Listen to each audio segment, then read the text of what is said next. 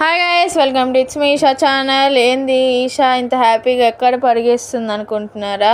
మా మమ్మీ అయితే నెల్లూరు నుంచి బాపట్లకు వచ్చింది గైస్. అందులో ఉమెన్స్ డే రోజు రావడం నాకైతే చాలా అంటే చాలా హ్యాపీగా ఉంది. మనం ఆబ్వియస్లీ సెలబ్రేట్ చేస్తాం కదా గైస్. అందులో అమ్మ కూతురు ఇద్దరు ఒకే దగ్గర ఉన్నారు. సెలబ్రేట్ చేయకుండా ఎలా ఉంటాం? కేక్ అయితే చిన్న కేక్ కట్ చేయించి గిఫ్ట్లు అయితే ఇచ్చాను గైస్. ఇప్పుడు నా లైఫ్లో ఒక స్ట్రాంగ్ ఉమెన్ గురించి మీతో షేర్ చేసుకోబోతున్నాను. మీ లైఫ్లో మీ స్ట్రాంగ్ ఉమెన్ ఎవరో కామెంట్స్లో చెప్పండి. నా లైఫ్లో నా స్ట్రాంగ్ ఉమెన్ వచ్చేసి ఆబ్వియస్లీ మా మమ్మీ. మా మమ్మీ ఎందుకు అంటున్నానంటే, మా మమ్మీ చిన్నప్పుడు అంటే పెళ్ళి అవ్వకముందు చాలా అంటే చాలా గారాబంగా అల్లరిగా పెరిగింది. మా తాతయ్య గారు ఏం అడిగినా చిటికలో తెచ్చిపెట్టేవారు. అలాంటి తను పెళ్ళైన 2 years ఫస్ట్ 2 years చాలా అంటే చాలా ఇబ్బందులు ఫేస్ చేసింది.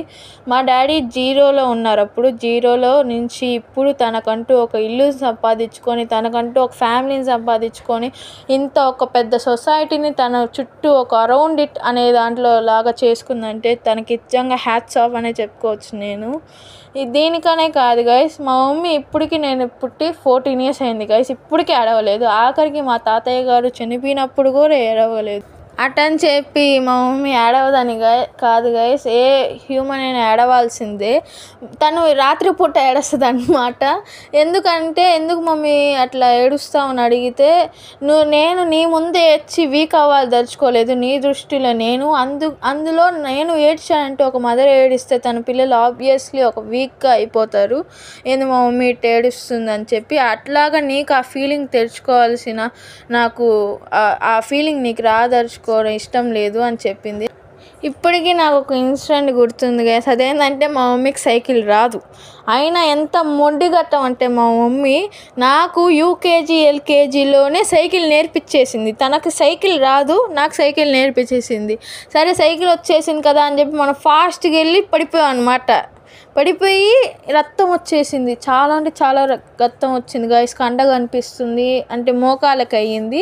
కండ కనిపిస్తుంది అంత తను ఏడవకుండా నాతో ఎటకారం చేస్తుంది గైస్. పట్టుకుంటే మంట పుడుతుందా అని.